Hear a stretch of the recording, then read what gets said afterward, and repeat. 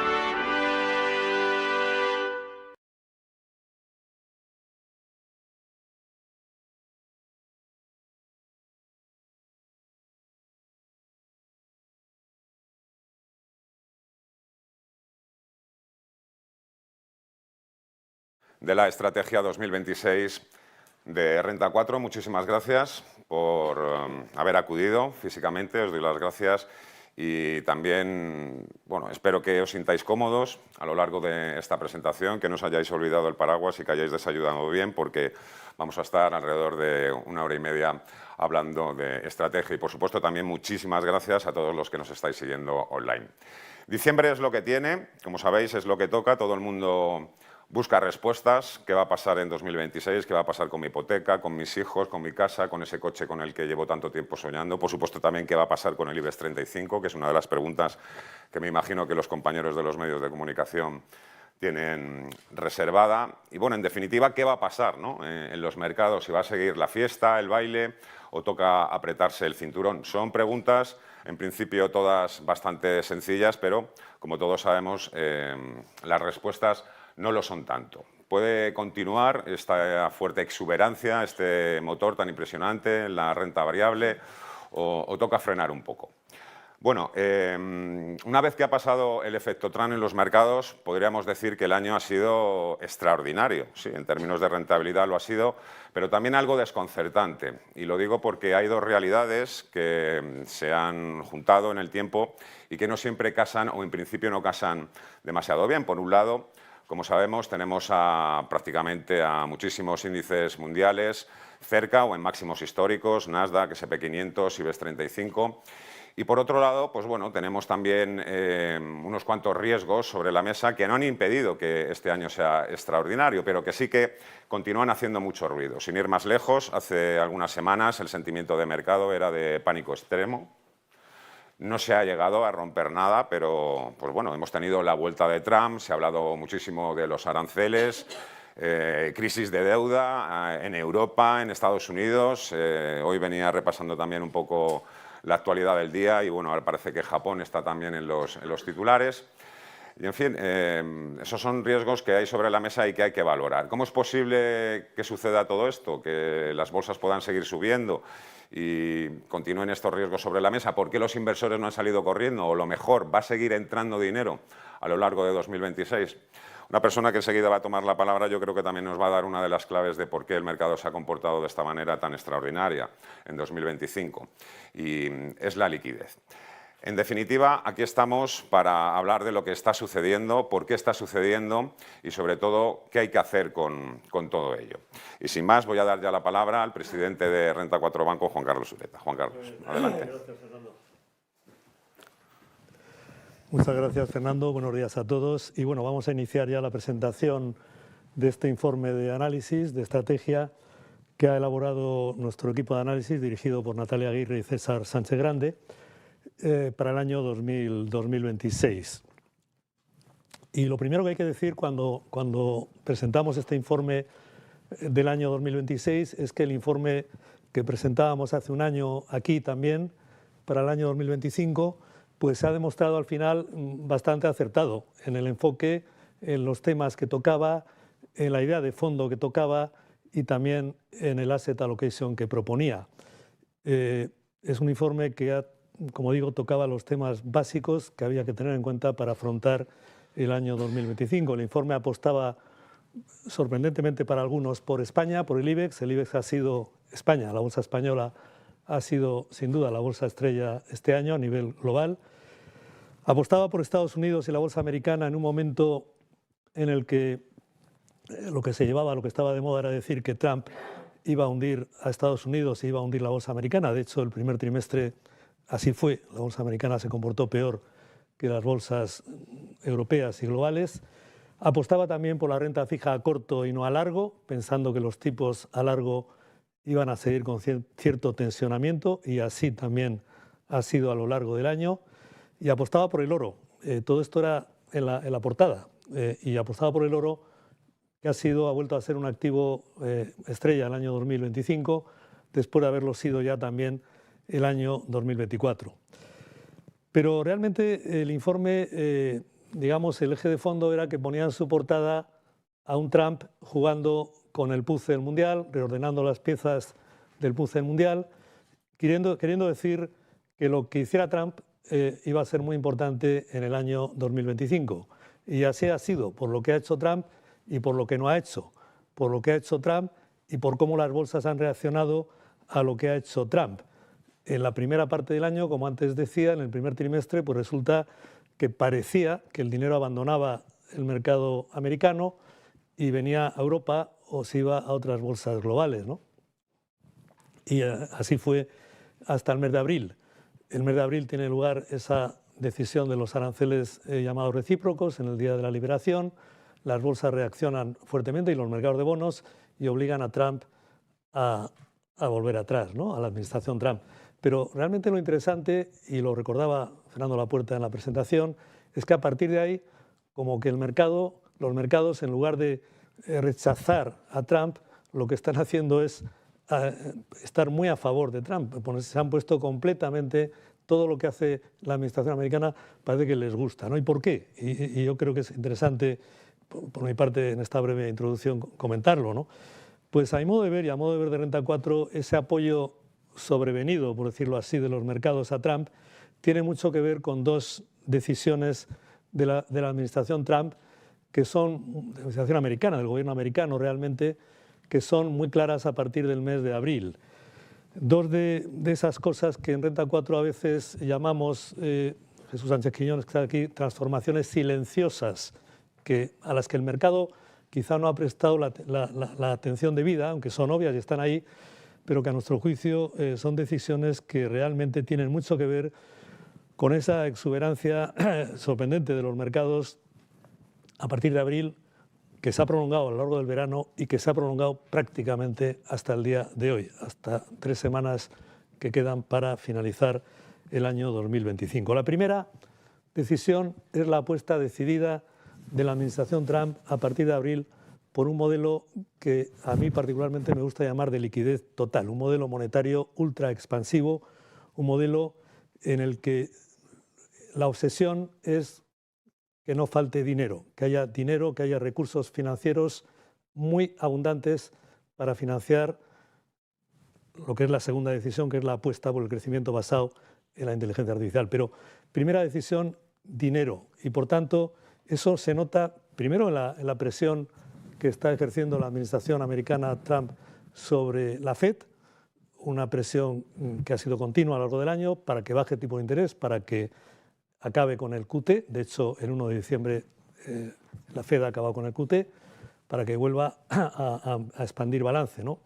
Por tanto, presión sobre la Fed para volver a condiciones monetarias ultra expansivas. Pero no acaba ahí. Lo más interesante es la apuesta decidida de la administración Trump por el dinero digital privado. Eso se llama stablecoins, eso se llama Bitcoin, eso se llama todo lo que es tokenización de activos financieros y quizá en una última etapa también de activos reales, ¿no? Y esa promoción del dinero digital privado lo que hace es que genera canales paralelos de creación de oferta monetaria, no de oferta monetaria fiat, pero de oferta monetaria que generan liquidez, recursos, dinero para financiar la deuda pública americana, por supuesto, pero también la economía americana en general, ¿no? Esa primera decisión a mí me parece muy importante. Como digo, no es que no se hable de ella, es que yo creo que no se le da la importancia debida a lo que supone la ley Genius de stablecoins o a lo que supone el proyecto cripto de la SEC americana presentado por Paul Atkins el 5 de agosto de este año. Y creo que es importante, y nos guste o no, yo creo que hoy los bonos del Tesoro americano no estarían donde están, en el 4 y pico, estarían bastante más arriba si no hubiera sido por estas iniciativas y realmente las bolsas, el Standard & Poor's no estaría cerca de 7.000 puntos si no fuera porque se ha producido ese comeback, ese revival, esa remontada en términos futbolísticos de las empresas, de las grandes empresas tecnológicas que han liderado las subidas a partir del mes de abril de una manera extraordinaria y que han sido el motor, ¿no? Bueno, por tanto, primera iniciativa que creo que es importante para entender lo que ha pasado este año y lo que puede pasar el año 2026, una apuesta decidida por un modelo de liquidez total y por un modelo de ultraexpansivo monetario. Segunda iniciativa muy importante, bueno, pues una apuesta decidida por la inteligencia artificial, la IA, y por la innovación tecnológica como base del nuevo ciclo de crecimiento y como base para posicionar a la economía norteamericana como líder global. Esa guerra tecnológica con China, pero realmente por el liderazgo, ¿no? Y conecta con lo primero porque la idea es que tiene que haber recursos para financiar esa apuesta decidida por la IA y por la innovación tecnológica, cuya siguiente etapa será o es ya la computación cuántica. Entonces, la idea es que tiene que haber recursos y si se utilizan bien y si funciona el modelo, habrá crecimiento importante y ese crecimiento ayudará a pagar la deuda y a estabilizar financieramente las cosas, ¿no? Bueno, como digo, creo que esas dos apuestas han sido claves. Creo que la vuelta de las tecnológicas al liderazgo de los mercados que se ha producido de manera, no diría silenciosa porque no ha sido silenciosa, pero de manera un poco que yo creo que no se le ha dado la importancia que tiene. Bueno, es una de esas comebacks que realmente creo que recordaremos durante muchos años, ¿no? Bueno, finaliza el año 2025, empieza el 2026, vamos a escuchar ahora el informe de estrategia. Finaliza con ruido de burbuja, los Michael Burry, Ray Dalio, Nassim Taleb, etcétera, ruido de burbuja en la IA. Finaliza también con algunos muy importantes historiadores económicos y economistas como Barry Eichengreen o como Niall Ferguson diciendo que todo este nuevo modelo monetario, que por cierto se parece bastante a mi modo de ver a lo que fue la QE el año 2011, ¿no? Creo que va a ser algo bastante similar. Bueno, pues hay economistas, hay historiadores económicos importantes que consideran que todo esto va a traer bueno, pues un desastre monetario, ¿no? Al final, ¿no? Bueno, ya veremos, pero son voces que en principio hay que escuchar. Barry Eichengreen no es un cualquiera, ¿no? Y así empezamos el año, ¿no? Y con esa idea que hace pocos días decía Michael Burry, que todo se va a desmoronar, ¿no? Lo decía de manera muy gráfica. Bueno, el mercado no está ahí, el mercado está en otro modo totalmente distinto. El mercado está en la idea de que viene un ciclo de crecimiento global, que el nuevo modelo de liquidez unido a la innovación de la inteligencia artificial, etcétera, etcétera, etcétera, va a funcionar y es lo que está descontando el mercado. No sabemos si se va a equivocar o no, pero hoy por hoy es lo que está descontando el mercado con esas bolsas en máximos, con esos bonos bastante tranquilos, con el dólar, por cierto, también bastante tranquilos. Recordemos que hasta junio el ruido era que el dólar se iba a desplomar. Algunos decían que a 1,25, otros decían que a 1,50. Hemos tenido muchas conversaciones con clientes sobre si había o no que cubrir el dólar en el mes de junio, ¿no? Bueno, y así estamos, ¿no? Y así empezamos el año, o finalizamos más bien el año 2025 y empieza el 2026. Y por eso pues creo que tiene especial interés en este entorno escuchar un poco lo que nos diga el equipo de análisis. Siempre sabemos que no se trata aquí de sacar la bola de cristal o hacer futurología, pero bueno, sí de dar unas pautas, unos parámetros, ¿no? Para poder entender mejor en dónde estamos y qué viene el año 2026. Y sin más, pues ya os cedo la palabra, ¿no?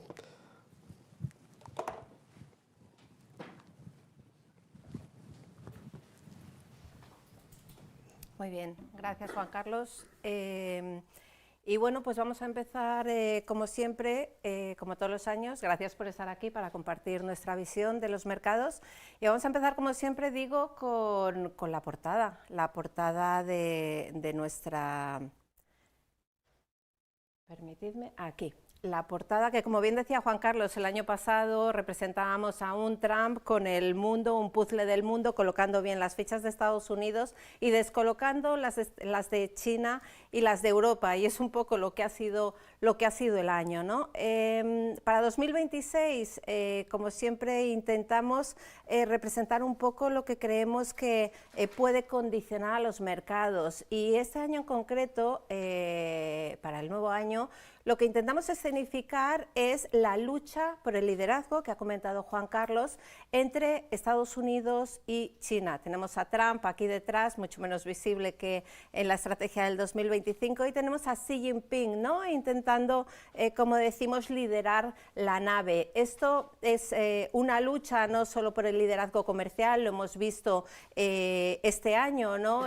China era la fábrica del mundo y han llegado los aranceles de Trump, que sobre todo tienen el foco en todo el mundo, pero sobre todo en China. Pero es liderazgo también, o búsqueda de liderazgo tecnológico, defensa, etcétera, etcétera. Y luego tenemos aquí abajo a Europa, que realmente aquí lo que intentamos reflejar es que es un espectador, incluso podríamos decir incluso un tanto dócil, ¿no?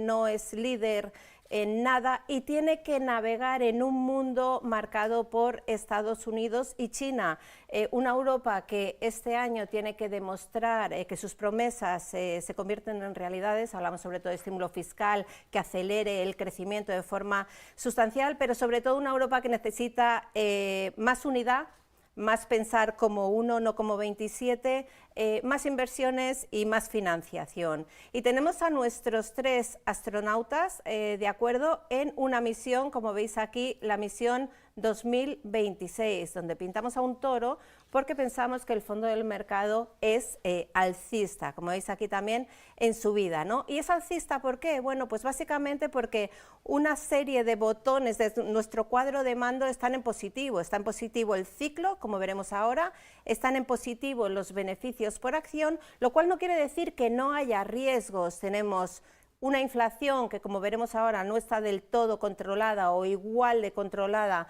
en todas las áreas del mundo, y tenemos por otro lado las valoraciones, ¿no?, que son un tanto exigentes y que, como veremos ahora, pues explicaremos por qué creemos que los mercados pueden seguir subiendo, aunque con una volatilidad intermedia que se podrá aprovechar. Y como bien comentaba Juan Carlos, tenemos también el tema de la IA, todo el mundo hablando de si hay burbuja o es el inicio de un superciclo, y aquí tenemos nuestro combustible, ¿no? Nuestro combustible de la IA con un gran interrogante, hasta qué punto eso va a seguir apoyando a los mercados. Bien, y dicho esto, pues pasamos, voy a exponeros un poco rápidamente cuál es nuestro escenario base de toma de decisiones de inversión. Hablaremos como siempre de crecimiento, de inflación, de tipos de interés que va a hacer la FED, que va a hacer el Banco Central Europeo, de políticas fiscales y de beneficios empresariales. Y a partir de ahí pasaremos a nuestro asset allocation y acabaremos con César, que nos presentará las carteras de inversión para 2026. Bueno, aquí tenéis nuestra visión sobre el crecimiento. Tenemos una visión positiva sobre el ciclo económico porque creemos que tanto políticas fiscales como políticas monetarias van a estar apoyando la actividad económica. En Estados Unidos es cierto, como comentaba Juan Carlos, en un primer momento, en abril, tuvimos un susto con esos aranceles recíprocos tan intensos, pero a partir de ahí se han firmado acuerdos y está aguantando mucho mejor de lo esperado. Hay una gran clave, ahora hablaremos de ello, que es el mercado laboral. Si nos pasamos a Europa, es el año de convertir promesas en realidades. Todo ese estímulo que se ha hablado en defensa, en infraestructura alemana, queremos verlo. Europa es muy de prometer, pero de verdad tenemos que pasar de las palabras a los hechos. Y luego la situación hay que tener en cuenta que es distinta en términos de inflación. En Europa está bastante controlada, por no decir muy controlada, en torno al objetivo del 2%, salvando evidentemente shocks externos que ahora mismo no contemplamos, y por el contrario en Estados Unidos sigue habiendo presión al alza y la clave es que no se desanclen las expectativas, luego veremos un gráfico interesante a medio plazo, ¿no? En este contexto, ¿qué tenemos? Bueno, pues creemos que la Fed va a recortar tipos algo más, hasta irse a niveles neutrales. Probablemente esta noche nos haga la tercera bajada del año y luego creemos que nos quedarían un par de bajadas. Es verdad que probablemente no baje tanto como piensa el mercado, precisamente porque la inflación no está totalmente controlada. Y por el lado del Banco Central Europeo creemos que el trabajo está hecho. Los tipos de interés han bajado del 4 al 2% y creemos que ahí se van a mantener. Empieza a haber también disensión dentro del propio seno del Banco Central Europeo y ya hay una parte del mercado que piensa que puede haber algún movimiento adicional a la baja y Schnabel el otro día, anteayer, del Banco Central Europeo llegó a decir que el próximo movimiento era al alza, ya veremos, ¿no? Y esta neutralidad de tipos y no volver a los tipos cero o negativos del pasado se entiende también en un contexto de políticas fiscales muy expansivas, ¿no? Tanto en Estados Unidos como en Europa. Todo este ciclo económico, en principio positivo, se tiene que traducir en un crecimiento de los BPAs de doble dígito, como veremos ahora. Bien, aquí simplemente comentar el gráfico de la izquierda. Fijaos, esas son las previsiones de consenso.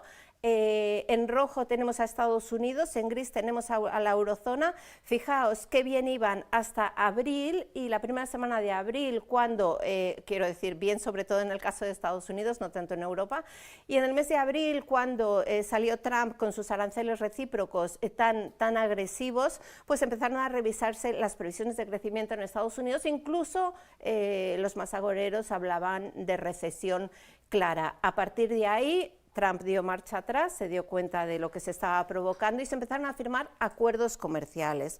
Esto lo que está permitiendo es que Estados Unidos, aparte de haber aguantado bastante bien en 2025, para el año 2026, como nos indican los PMIs, que son indicadores adelantados de ciclo, están todos en zona de expansión y muestran que Estados Unidos puede crecer más o menos en torno a su potencial, quizá ligeramente por debajo, pero nada de recesión. Tenemos apoyos, los que veis ahí, es política monetaria, es política fiscal expansiva, es el consumo y la inversión, sobre todo en IA, hay mucho CAPEX en IA, y luego son las políticas de Trump, la desregulación, el reshoring, el America First, ¿no? El traerse la producción industrial a Estados Unidos, y por supuesto la energía barata, que de eso hablaremos también porque creemos que es un tema importante de cara al nuevo año. Esto no quiere decir que no haya riesgos de fondo. Yo os diría que quizá el principal riesgo de Estados Unidos es el mercado laboral, es clave, ¿no? Y es clave porque al final va a impactar mucho en el consumo privado, y el consumo privado es un 70% del PIB americano. Por supuesto, también hay que ver qué ocurre con los aranceles, dónde nos quedamos, qué ocurre con las valoraciones, que como os decía antes son exigentes y hay mucha inversión, como veremos luego en un gráfico, de las familias americanas invertida en bolsa, ¿no? Con lo cual hay un efecto riqueza que es ahora mismo positivo, pero que en caso de corrección se puede convertir en negativo y condicionar el consumo privado. Y luego hay otros temas que van dentro de las políticas de Trump, como la menor inmigración, que puede repercutir en mayores salarios, o el elevado déficit público que sigue de fondo, con déficits en torno al 6-7% del PIB, ¿no? Que puede condicionar pues, los costes de financiación. Aquí no voy a entrar más, fijaos dónde nos llegamos a ir en el peor de los momentos, en abril, en el arancel efectivo medio, y a medida que ha ido firmando Estados Unidos acuerdos comerciales con sus principales socios, pues se ha conseguido moderar. Esto no quiere decir que el tema de los aranceles esté totalmente finiquitado, porque recordad que en octubre lo que se firmó fue una tregua de un año con China, que es donde tenemos que mirar más, y creemos que los aranceles en cualquier caso están aquí para quedarse. Hay una fecha importante que es principios del año que viene, que es cuando el Tribunal Supremo va a decidir si los aranceles recíprocos son ilegales o no. Si fuesen ilegales, si los declarase ilegales, creemos que serían sustituidos por otros. O sea que esto creemos que es un tema que ha venido aquí para quedarse. Como os decía, la clave en Estados Unidos, mercado laboral, es lo que está mirando la Fed. Y desde luego aquí hay mucha disensión, ¿no?, en hasta qué punto se está desacelerando el mercado laboral. Es verdad que no se está creando empleo al mismo ritmo que las barras que tenéis ahí, al mismo ritmo que en el pasado, pero también es cierto que puede ser también un problema de oferta, ¿no?, menor inmigración, factores demográficos como la jubilación de los baby boomers, y no tanto por demanda. Yo creo que al final el tiempo lo dirá. Sí que es cierto que, como veis en el gráfico de la derecha, que lo que muestra en gris es las expectativas de empleo de la confianza en la Universidad de Michigan, y en rojo las nóminas no agrícolas, la creación de empleo, lo que sugieren esas expectativas de empleo es que se puede ver una desaceleración adicional. Entonces esto es de lo que tendremos que estar pendientes, sobre todo en Estados Unidos. Y mientras tanto en Europa, ya lo he comentado antes, tenemos que hacer que las promesas de mayor estímulo fiscal en defensa europea, porque ya no podemos depender de Estados Unidos, y en infraestructuras alemanas se conviertan en un hecho, se conviertan en realidad. Si tenemos esa política fiscal expansiva que realmente se materializa y tenemos unas condiciones financieras favorables, porque el Banco Central Europeo ha bajado los tipos del 4 al 2%, creemos que son apoyos suficientes para que reviva el crecimiento, por decirlo así, en Europa y sobre todo, bueno, pues en economías como la alemana, ¿no?, que es la primera economía de la zona euro. También tendríamos otros factores en positivo, como podría ser la resolución de conflictos bélicos, como el de Ucrania, lo cual no quiere decir, igual que en Estados Unidos, que no tengamos riesgos. Seguimos teniendo riesgo de aranceles, seguimos teniendo riesgo en determinados países, como es Francia, ¿no?, una situación político-presupuestaria muy complicada, un gobierno muy dividido, y luego tenemos también a China. Hoy leía en el Financial Times que Europa estaba un poco enfadada con cómo China estaba manteniendo artificialmente débil su divisa, que eso nos estaba haciendo daño, ¿no? Corremos el riesgo de que nos sigan inundando de sus productos. Y luego un riesgo muy importante que creemos que el mercado no está valorando y que ya veremos qué ocurre con él en Europa es el uso de los activos rusos congelados, ¿no? Eso podría tener un problema importante. Hablábamos de China. China, que la verdad es que su economía, a pesar de que esté luchando por los liderazgos, como decíamos en la portada de la estrategia, la verdad es que la economía se mantiene débil, sobre todo la demanda interna. Aquí la demanda interna tiene muchísimo que ver con cómo está el sector inmobiliario, un sector inmobiliario que no levanta cabeza. Tenéis ahí abajo a la izquierda los precios de la vivienda nueva, es que no dejan de caer.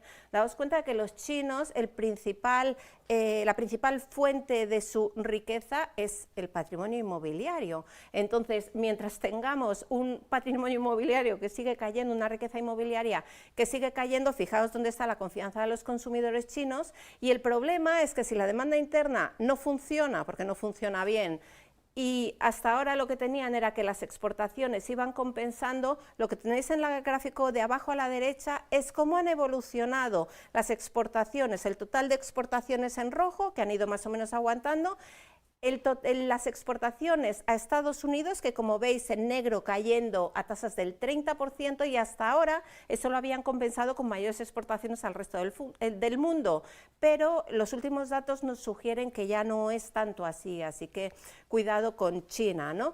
Porque creemos además que van a persistir las tensiones entre Estados Unidos y China. Lo vamos a seguir viendo cuando acabe la tregua o a medida que nos vayamos acercando, probablemente seguiremos viendo reuniones a lo largo del año entre Trump y Xi Jinping, y lo que sí que hay que tener en mente es que aunque ambos quieran liderar y quieran no depender el uno del otro, sí que son dependientes uno del otro en tecnología, el otro del uno en minerales raros, como veis en estas diapositivas. España, simplemente por hacer una referencia, España este año creciendo casi al triple que la Unión Europea, pero sí que es verdad que es más por volumen, ¿no?, más por inmigración que realmente por productividad, y el año que viene las estimaciones dan que podríamos seguir creciendo por encima de la media europea, pues prácticamente al doble. Una vez visto crecimiento, vamos a ver rápidamente inflación para ver qué pueden hacer los tipos de interés de los principales bancos centrales. Bueno, veis estos gráficos y desde luego lo que nos dicen es, bueno, se ha avanzado, ¿no?, en la normalización de la inflación. Incluso los componentes que eran más sticky, más pegajosos, ¿no?, que se resistían más a la baja, como es el IPC de vivienda en naranja en Estados Unidos y el IPC de servicios en la eurozona en gris, pues poco a poco han ido mejorando. Pero si miramos al futuro, la situación no es la misma en Estados Unidos que en Europa. De hecho, creemos que en Estados Unidos los riesgos son al alza. Este gráfico lo que nos está diciendo es cuál es el porcentaje de componentes del IPC que tiene una inflación mensual superior al 3%, cerca del 60%, o sea que aquí hay que tener cuidado. No sabemos si estamos ante el segundo pico de inflación o no, pero sí que hay factores que nos hacen ser precavidos, ¿no? Ahora mismo la inflación está en el 3% en Estados Unidos. Sabéis que el objetivo de la FED es un 2%. ¿Cuáles son los riesgos al alza a corto plazo? Desde luego los aranceles. Hasta ahora las compañías han asumido en menores márgenes el impacto de los aranceles, pero ya empiezan a trasladarlos al precio final de venta, ¿no? Tenemos la limitación a la inmigración, como hemos hablado antes, que podría incidir al alza en los salarios, y luego tenemos el nearshoring, ¿no?, el traer toda esa producción lo más que pueda Trump a Estados Unidos, y aquí ya lo importante es que la producción no busca el sitio más barato para producir, sino que busca la seguridad, ¿no? Y eso es a base de mayor coste. Y luego tenemos otros factores como la depreciación del dólar y un tema muy importante que luego veremos cuando hagamos un rápido repaso a la IA, el tema de la energía. La IA necesita muchísima energía. En los últimos 3 años el precio de la electricidad en Estados Unidos ha subido un 35%. Cuidado con esto. Y lo más importante es que esta presión a corto plazo en la inflación no se traslade a largo plazo. Estos dos gráficos lo que nos está diciendo es dónde ve el mercado la inflación dentro de 5 años. Entonces veis que la situación es muy distinta en Estados Unidos, donde hay un 60% de probabilidad de que la inflación esté por encima del 2,5 en 5 años, es decir, claramente por encima del objetivo, y en cambio en Europa hay un 70% de probabilidad de que esté por debajo del 2,5, lo que es lo mismo, un 30% solo de que esté por encima del 2,5. ¿Qué quiero decir con esto? Que en Europa está bastante bien controlada y en Estados Unidos no tanto. Y aquí hay varios focos de tensión que podrían hacer que se desanclasen las expectativas de inflación en Estados Unidos y tener un problema.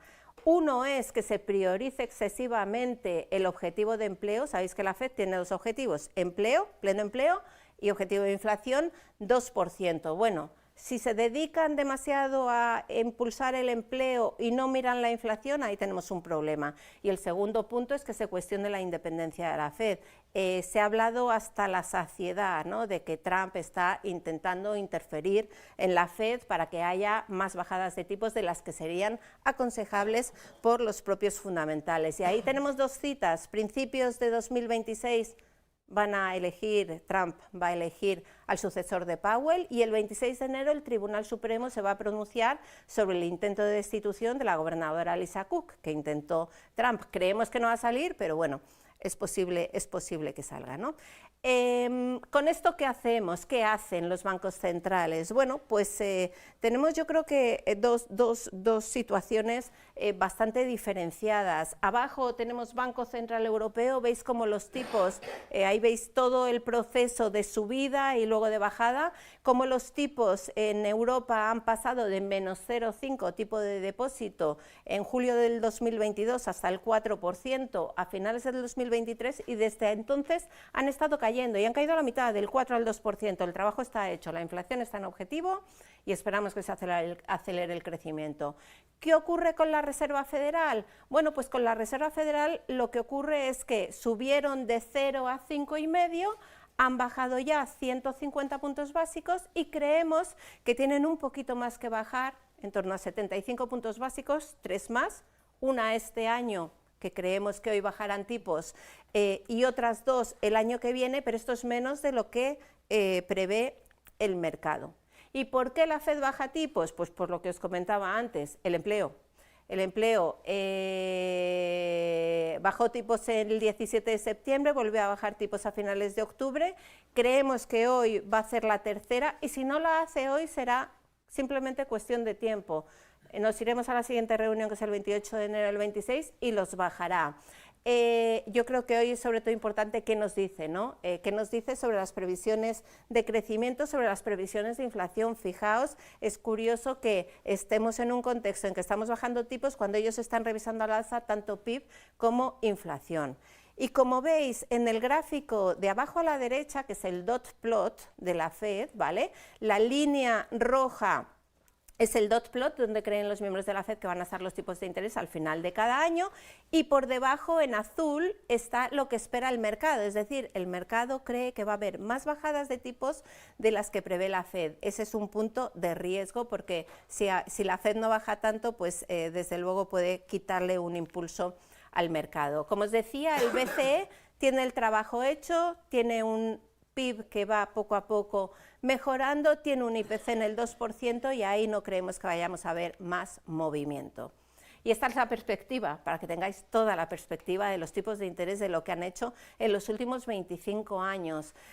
¿Por qué os ponemos la perspectiva? Pues básicamente para deciros que no creemos que los tipos de interés vayan a volver a niveles de cero o negativo incluso.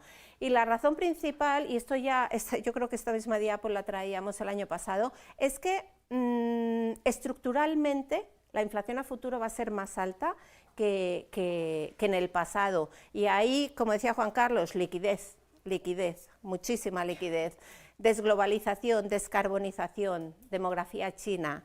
No me repito, esto es lo mismo que hablábamos el año pasado, pero creemos que los tipos de intervención no van a volver a los niveles anteriores. Y sobre todo no van a volver tampoco a los niveles anteriores porque se sigue dando a la máquina de la deuda, ¿no? De la política fiscal expansiva a ambos lados del Atlántico. En Estados Unidos es muy difícil reducir el déficit público. Vamos a seguir teniendo años de 6-7% de déficit público sobre PIB, como veis abajo, y el problema es que gran parte de ese gasto público es obligado, ¿no? Con lo cual es muy difícil salir de esa rueda. Y luego tenemos a la derecha la eurozona, el estímulo fiscal que esperamos en 2026 y como veis en el gráfico de arriba a la derecha, cómo ha cambiado la película, ¿no? Antes era Estados Unidos la que en los años anteriores la que más estimulaba la economía por el lado fiscal y ahora, sobre todo con la gran inversión en defensa que tenemos que hacer porque Estados Unidos ya no nos va a proteger y con las infraestructuras alemanas pues se espera que sea un incremento significativo, ¿no? Y aquí volvemos a hablar un año más de deuda que ha hablado Fernando también. Deuda pública sigue creciendo, tenéis arriba Estados Unidos, Reino Unido, y luego tenemos zona euro y Alemania, pero sí que es cierto que en la zona euro la situación es muy distinta entre unos y otros países. Veis que el peor posicionado con diferencia es Francia, tiene una deuda pública pues de entre las más altas, ¿no? sobre PIB y además tiene un déficit fiscal que es muy elevado y además es muy complicado rebajar. Ayer consiguieron pasar el presupuesto de la Seguridad Social, pero ahora tienen que pasar los presupuestos nacionales enteros y parece francamente complicado. Y en el otro lado de la balanza tenemos a Alemania, ¿no? Tienen margen de sobra para hacer estímulo fiscal. Hasta ahora no estaba dispuesta, ahora sí que lo está. Así que esperemos poder aprovechar eso en 2026. Y precisamente todo este volumen de deuda que sigue creciendo lo que nos hace, y esta semana esto se hablaba mucho, seguir presionando, ¿no? A las tires más largas. Esto concuerda muy bien o lo asociamos a por qué no queremos asumir duración en nuestras carteras, como veremos luego en el asset allocation. Bueno, ya hemos fijado el escenario de crecimiento, de inflación, tipos de interés, políticas fiscales. ¿Qué han hecho los mercados y qué creemos que pueden hacer en 2026? Bueno, aquí tenéis simplemente un poco el resumen, ¿no? A la izquierda tenemos las principales bolsas, veis que el IBEX destaca claramente, 41%, me estaba acordando cuando hacíamos la estrategia de este año, que el año pasado dábamos una subida en torno al 15-16% del IBEX y nos decían que era una auténtica barbaridad porque ya llevábamos 2 años de fuertes subidas. Bueno, pues la verdad es que ha batido todas las previsiones, ¿no? Pero Europa tampoco lo ha hecho mal, en torno a un 15%, lo mismo que el S&P 500. Es cierto que cuando nos lo traemos a euros, pues evidentemente con la depreciación que hemos tenido del dólar, en torno al 12% en el año, pues la rentabilidad queda más reducida, ¿no? Y yo de este cuadro también os destacaría el oro, ¿no? El oro ha sido una de nuestras apuestas, yo creo que los 3 últimos años, y la verdad es que lleva 3 últimos años espectaculares, especialmente ¿no? Con una revalorización del 61% y que creemos que es un activo que estructuralmente hay que seguir teniendo en carteras, ¿no? Por todo lo que significa. Simplemente aquí para que veáis, ¿no? la evolución de los principales índices bursátiles, las bolsas del mundo, de España, Europa, Estados Unidos, ¿no? Estamos en máximos históricos y la cuestión es cómo hemos llegado ahí, porque es muy importante saber por qué han subido las cotizaciones. Entonces veis que la situación es bastante distinta de cómo lo ha hecho Estados Unidos, Europa y España. Este año lo que ha subido Estados Unidos ha sido todo por mejora del beneficio empresarial. ¿Veis que el PER no ha mejorado? Está en máximos históricos, pero ahí estaba. Pero el BPA ha subido un 12%. En cambio, en Europa la situación es totalmente la contraria. Los PERes se han expandido mucho, un 17%, y el BPA ha caído un 2%. Y en el IBEX tenemos una mezcla de los dos. Hemos mejorado mucho PERes, pero hemos mejorado también BPAs. ¿Qué ocurre con esta situación de los PERes? Pues que fijaos dónde estamos en términos históricos. Esto es el PER a 12 meses vista, con los resultados a 12 meses vista, del SP en 23, del Stock 600 en 15 y del IBEX 35 en 13. Estos son valoraciones, como podéis ver en la tabla de arriba, donde comparamos con la media de los últimos 25 años, pero también hemos optado por hacer la comparación con los 3 últimos años, que es donde ha metido más impulso la IA, ¿no? Para que sea realmente algo más homogéneo. Entonces los múltiplos sí que es cierto que tú ves el gráfico y dices, son exigentes, ¿no? Pero creemos que no lo son tanto en un contexto de elevada liquidez. Vuelvo al tema que comentaba Juan Carlos, ¿no? Que es uno de los grandes apoyos de las bolsas, de crecimiento económico y de resultados empresariales, de más demanda que que oferta, y el tema de la inversión pasiva, que ahora veremos un gráfico. Estas subidas, sobre todo, y lo hemos hablado 1000 veces, muy concentradas, si veis, en Estados Unidos son los semiconductores, en Europa son los bancos. Y esto nos lleva a intentar diseccionar un poquito por dentro los índices, ¿no?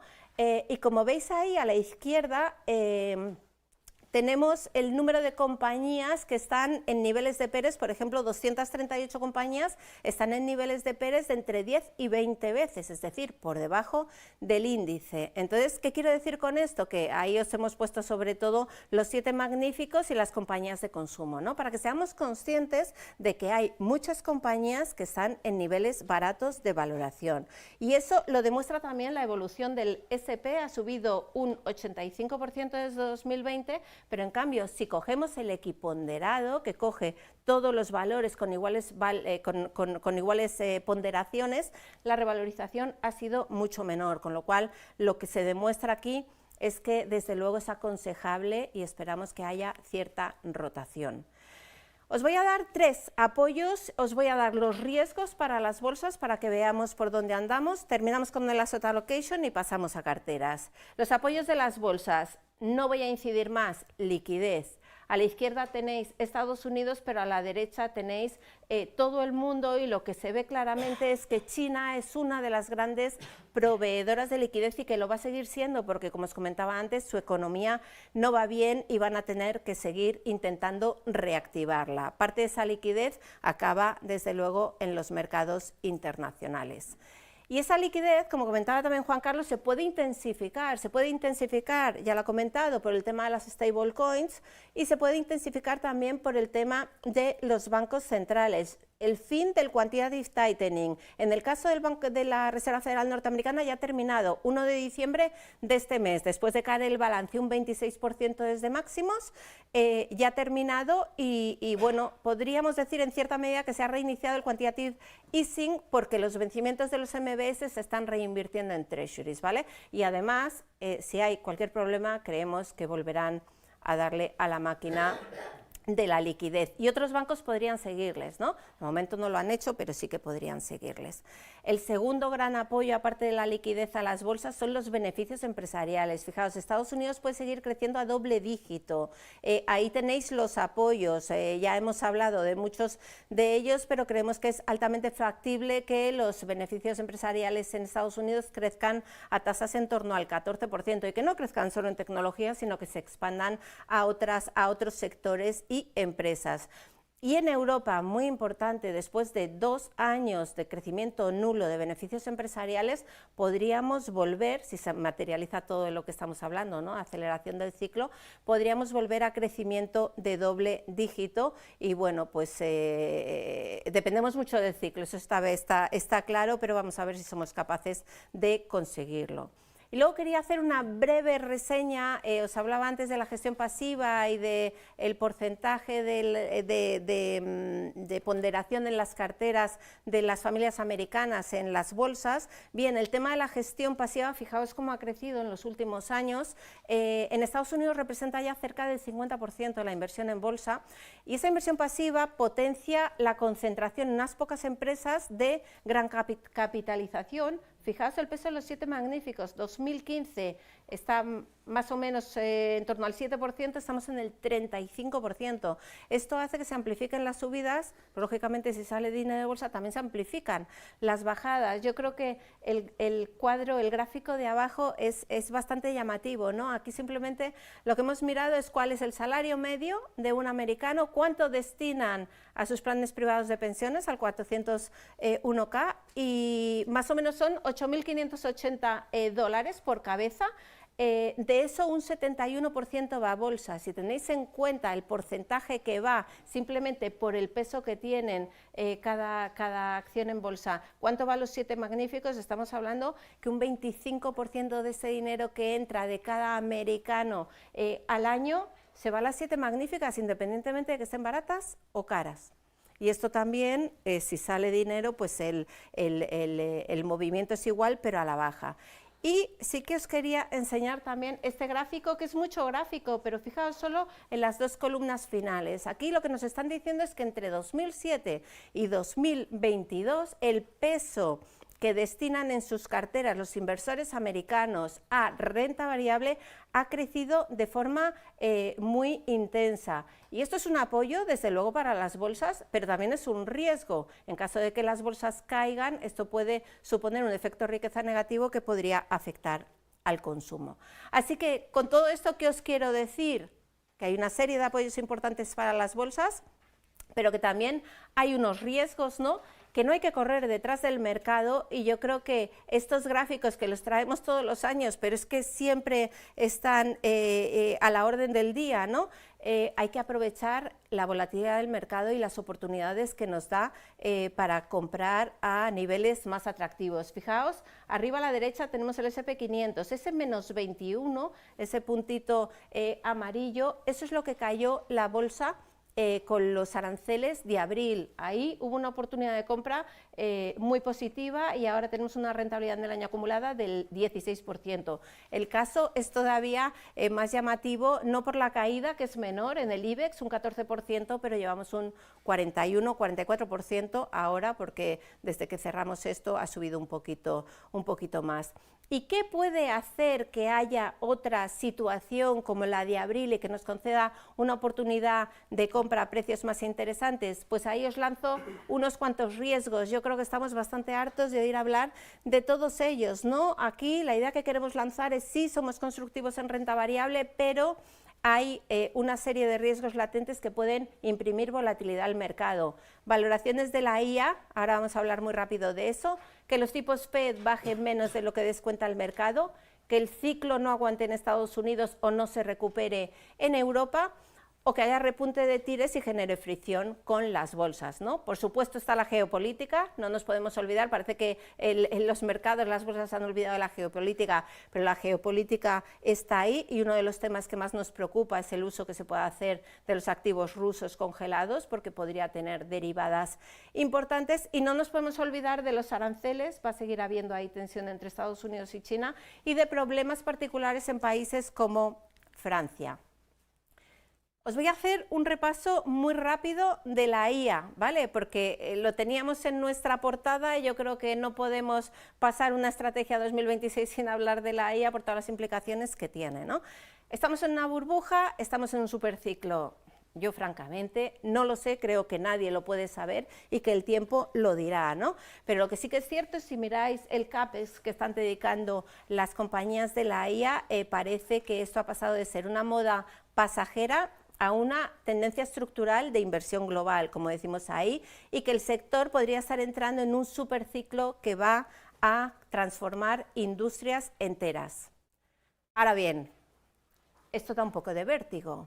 Miramos cómo han evolucionado desde enero del 23 las cotizaciones de las principales compañías de la IA y no podemos hacer otra cosa que preguntarnos, ¿vamos demasiado rápido para la situación, para la fase actual del ciclo? Todas esas inversiones, todo ese CAPEX que se está haciendo, ¿de verdad va a rentabilizarse? ¿Vamos a conseguir superar todos los retos que hay por detrás, que es el tema de la energía, muy importante, los cuellos de botella en la cadena de suministros de la IA, ningún país controla a todos, que la IA sea económicamente rentable, que haya un incremento de productividad, ¿no? Y todos los problemas legales que puedan ir asociados. Entonces, ¿estamos o no estamos en una burbuja? ¿Miramos ratios? Miramos PERES. Fijaos, hemos cogido 3 burbujas. Lo que tenemos ahora, que no lo consideramos una burbuja, ya os lo adelanto, la burbuja tecnológica del año 2000 y la burbuja de Japón de la banca en el 89. Como veis, la mediana de PERES que se pagaron en las 2 anteriores burbujas está en 53 veces, ahora mismo estamos en 22. Así que sí, las valoraciones pueden ser un tanto exigentes, pero no extremas. Un tema muy diferencial con respecto al 2000, la burbuja tecnológica del 2000.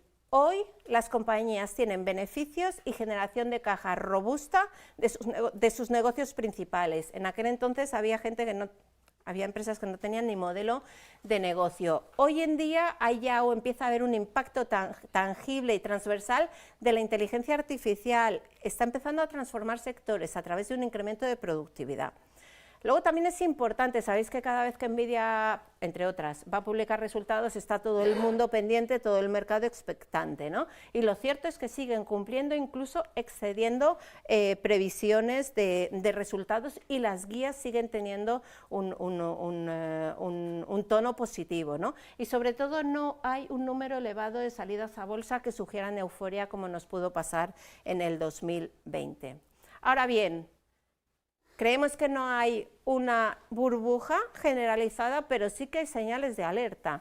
Y son las señales de alerta que seguimos viendo en los últimos meses. 1, la circularidad de las inversiones. Este gráfico ha corrido por todo el mercado, pero es que habla por sí solo, ¿no? Hay mucho riesgo de financiación cruzada. Si uno de los actores tiene problemas, puede producirse un cierto efecto dominó, porque tienen la misma base inversora y la misma base tecnológica. Segundo tema que nos preocupa de la IA, cada vez más recurso a deuda. Hasta ahora se había financiado gran parte de todo ese CAPEX que hay que hacer con el propio flujo de caja de las tecnológicas, pero ahora cada vez hay más deuda y cada vez hay más proyectos fuera de balance, ¿de acuerdo? Que es importante. Y creemos que hay determinados eslabones débiles. Os doy 2 nombres, uno es Oracle y el otro es OpenAI. ¿Vale? Oracle, yo creo que también habla por sí solo, el gráfico de arriba a la derecha. Nvidia inyecta capital en OpenAI, OpenAI lo reinvierte en Oracle, Oracle compra chips de Nvidia.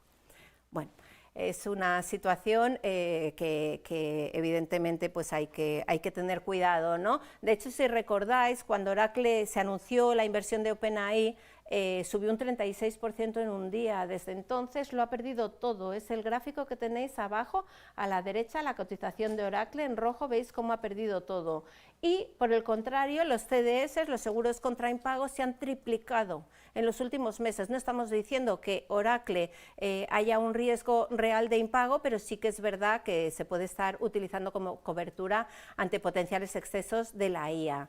Y la otra compañía que nos preocupa en cierta medida es OpenAI, ¿no? Tenemos ahí un modelo de negocio que la verdad es pérdidas masivas, no se espera break-even hasta 2030, solo 13.000 millones de dólares de ingresos previstos para este año, cuando la valoración que se está dando a OpenAI es de medio billón, y casi 1,5 billones de compromisos de inversiones en los próximos 8 años. Bueno, creemos que estas cosas hay que vigilarlas. Y por último, el tema de la energía. Solo me voy a parar. El crecimiento de la demanda de electricidad para data centers en Estados Unidos va a ser explosivo hasta 2030, ¿no?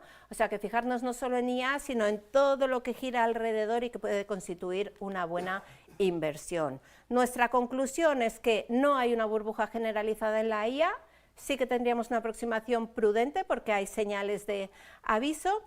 Fijaos en Nvidia, en los últimos 5 años el beneficio se ha multiplicado por 27, la valoración por 14, lo cual nos indica que tampoco está tan cara, pero sí que es verdad que es muy difícil seguir manteniendo márgenes del 75% y hay que vigilar muy mucho la competencia que puede ir surgiendo, pues como los TPUs de Google, ¿no? Así que sí tendríamos exposición a la IA, pero de forma diversificada e incluyendo ganadores de segunda derivada que estén cotizando a niveles menos exigentes. Y ya terminando con todo esto, ¿dónde ponemos nuestro dinero en 2026? Bueno, pues diferenciaríamos como dos focos u horizontes temporales, ¿no? A largo plazo creemos que va a seguir habiendo erosión monetaria en un escenario de hiperliquidez, y ahí creemos claramente en el largo plazo hay que invertir en activos vinculados a la economía real y al crecimiento de la economía real. Si nos venimos más a 2026, que es para lo que estamos hoy aquí, la renta fija sigue ofreciendo tipos de interés positivos en términos nominales y reales. Es verdad que todavía sigue habiendo alternativa. Sí que es verdad, y aquí nos mantenemos, como el año pasado, en deuda pública, seguiremos en duraciones cortas. Os decía antes, las duraciones largas no nos gustan.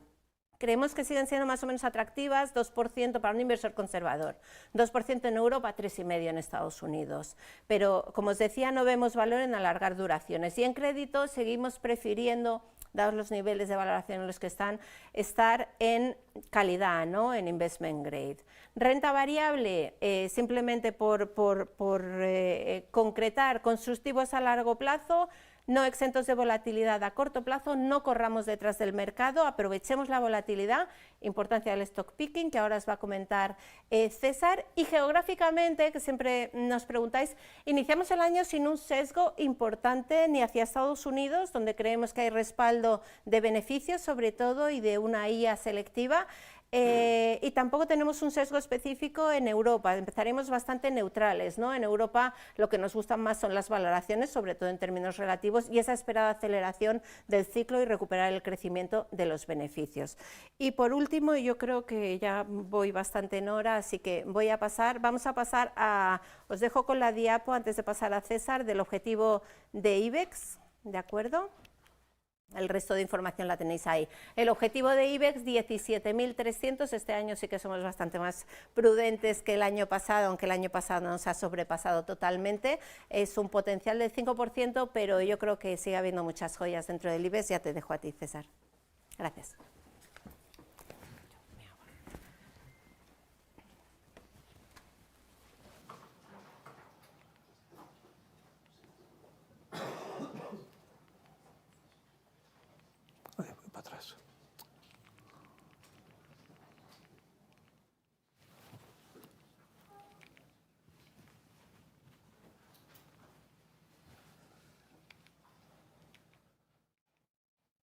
Bueno, muchas gracias, Natalia. Ahora os vamos a presentar las carteras de cara a 2026. Primero de todo, Y antes de nada, permítanme hacer un breve repaso de cómo han evolucionado durante 2025, porque yo creo que es destacable. Primero de todo, nuestras carteras han tenido un excelente comportamiento, se han revalorizado en media un 47%, generando claramente alfa. Hemos batido al benchmark en 7 puntos porcentuales y un comentario, batir al benchmark en un año en el que ha subido más de un 40%, consideramos que es tremendamente complicado y pensamos que ha sido pues un acierto del equipo de análisis. ¿Esto qué demuestra? Pues que la gestión activa continúa generando valor y que nos ha permitido pues, adaptarnos a escenarios complejos como los vividos en 2025, han continuado con los conflictos geopolíticos y con un entorno, guerras arancelarias, un complejo internacional económico complicado. Todas nuestras carteras han batido al benchmark, como comentábamos, la cartera 5 grandes y la cartera versátil han tenido unas rentabilidades muy similares, con un 48% de rentabilidad absoluta, han batido al benchmark en 8 puntos porcentuales y aquí me gustaría destacar dos valores que hemos tenido en carteras. Por un lado, Indra, con una revalorización superior al 150%, se ha visto beneficiada pues, de todo ese flujo de inversión en el sector defensa. Y por otro lado también Técnicas Reunidas, también con una revalorización superior al 150% y que ha demostrado con creces y ha cumplido con creces que los agresivos objetivos que publicó y que anunció el mercado en 2024 en Abu Dhabi, coincidiendo con su Capital Markets Day, han sido ampliamente superados y ha obligado a la compañía en octubre a incrementarlos y a mejorar las guías. Y esto también le ha permitido pues devolver con un año de anticipación el préstamo que le había concedido la SEPI en los peores momentos de la pandemia. La cartera de dividendo, nuestra cartera estrella, la cartera que cuenta con mayor patrimonio, una revalorización del 44% y ha batido al benchmark en 4 puntos porcentuales. Y luego tenemos una selección de small caps. Hay que tener en cuenta, me gustaría destacar que el departamento de análisis de Renta 4 es uno de los departamentos de análisis del mercado que tiene una cobertura más amplia.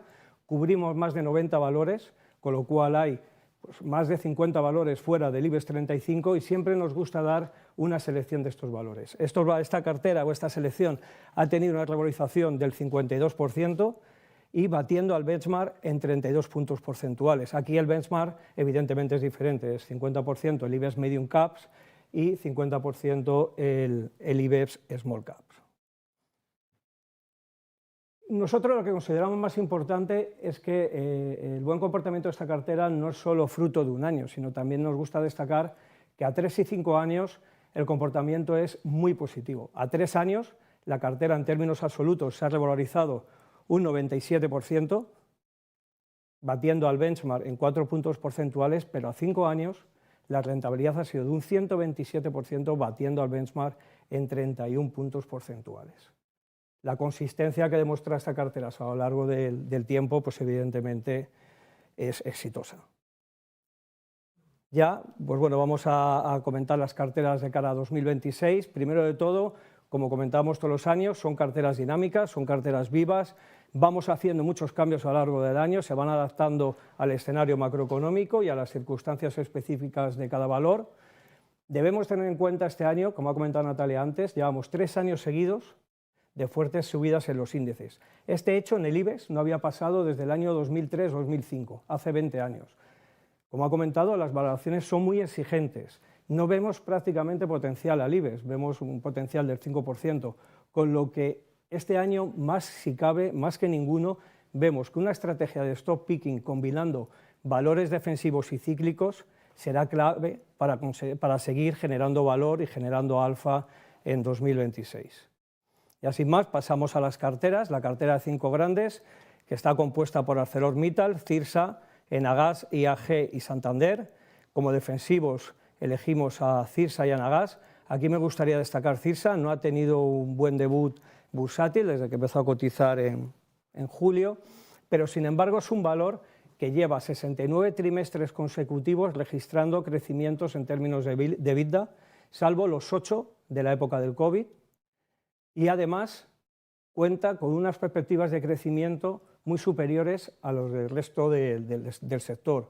Esto hace que nosotros, por ejemplo, ahora mismo CIRSA está cotizando a unos múltiplos de 5,7 veces valor empresa EBITDA frente a las 8 veces que está cotizando el sector, con lo cual vemos que este descuento ahora mismo no está justificado y pensamos que a lo largo de 2026 debería corregirse. Luego, como valores ciclo, tenemos ArcelorMittal, IAG y Santander. Aquí nos gustaría destacar ArcelorMittal, el sector acero, tiene un claro catalizador en 2026. Es la implementación de las nuevas medidas de salvaguarda por parte de la Unión Europea, que entrarán en vigor en junio, y que nosotros pensamos que incluso podrían adelantarse. Esto debería actuar como un claro catalizador para el sector. Aquí también podríamos incluir Acerinox, podríamos incluir Tubacex, podríamos incluir en menor medida Tubos Reunidos, pero a todas ellas pensamos que se van a ver beneficiadas de estas medidas.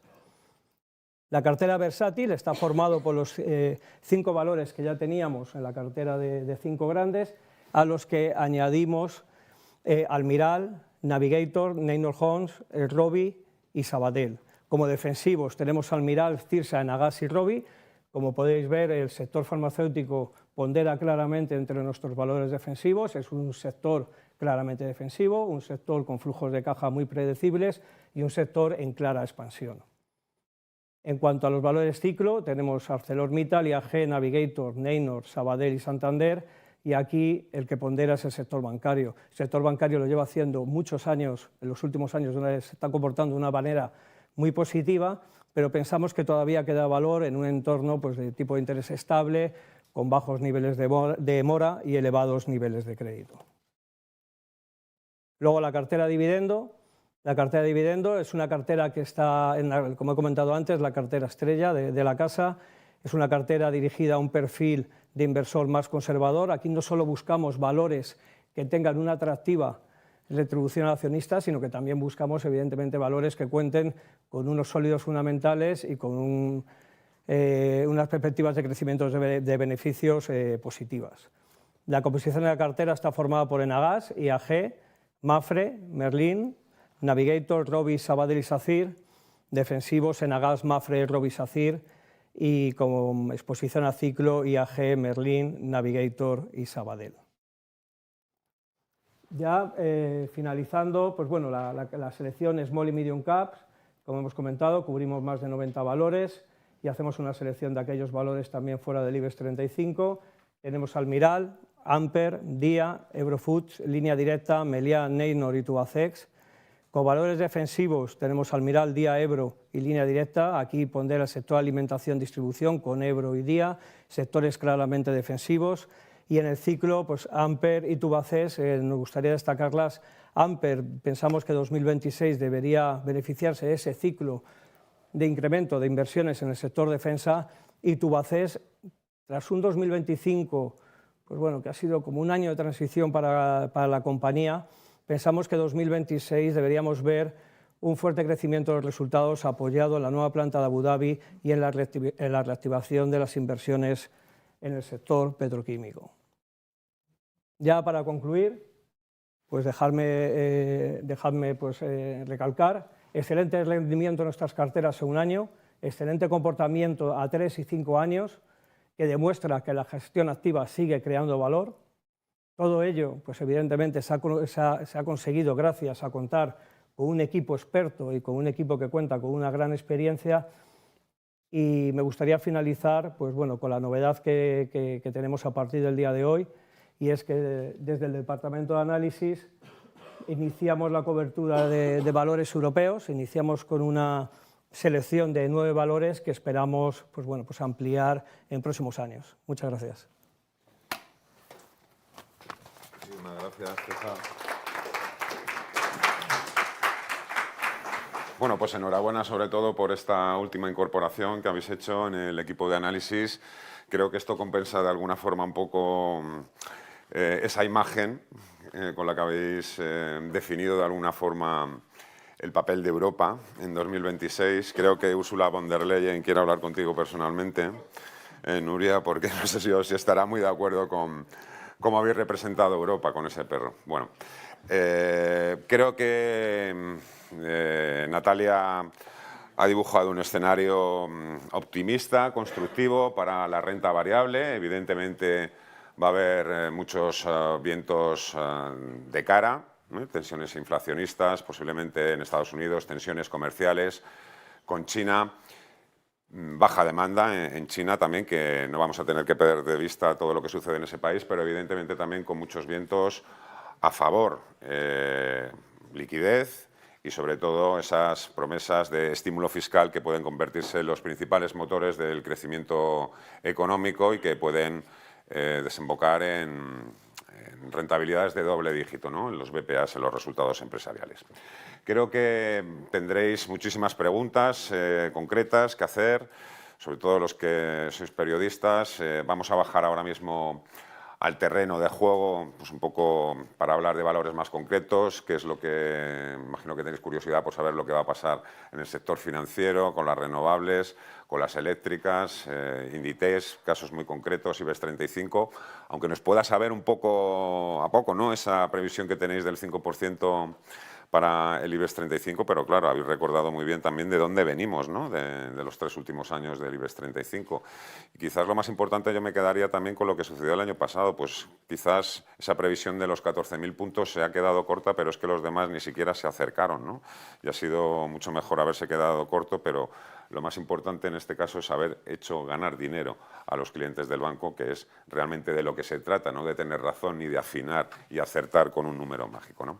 Y ahora sí, por favor, Natalia y César, si queréis, me acompañáis y presentáis al equipo completo de análisis de Renta 4. Si os incorporáis con nosotros, por favor. Yo que tú y yo nos sentamos aquí. Bueno, yo pero Nuria Álvarez, Javier Díaz, Pablo Fernández, Mosteirín, Ángel Pérez, Iván San Félix, Eduardo Imedio y Álvaro Aristegui. Así que podéis preguntar lo que queráis y en la medida de lo posible resolveremos vuestras dudas. Pues a ver, primera pregunta, vamos con ello. Hola, soy Carmen Rosique de Expansión. Quería preguntaros por qué en vuestras carteras no incluís a algunos de los valores con más potencial respecto a vuestro precio objetivo, como pueden ser Celnex, Colonial y Puig. A ver, pues voy a... Primero yo creo que yo tengo micrófono. Primero de todo, como os he comentado, las carteras son vivas, son dinámicas, ¿no? Entonces, aunque veamos valores ahora mismo que en el conjunto del año tengan más potencial, pero a lo mejor ahora al inicio de las carteras, como es este momento, pensamos que hay otros valores que pueden tener unos catalizadores más a corto plazo que sean más positivos que otros. Esto no quita para que luego, al cabo durante el año, pues veamos el momento de incluir a Celnex, de incluir a Puig y de incluir a otros valores que también cuentan con más potencial. También has podido ver que hay otros valores que a lo mejor ahora mismo tienen un potencial escaso.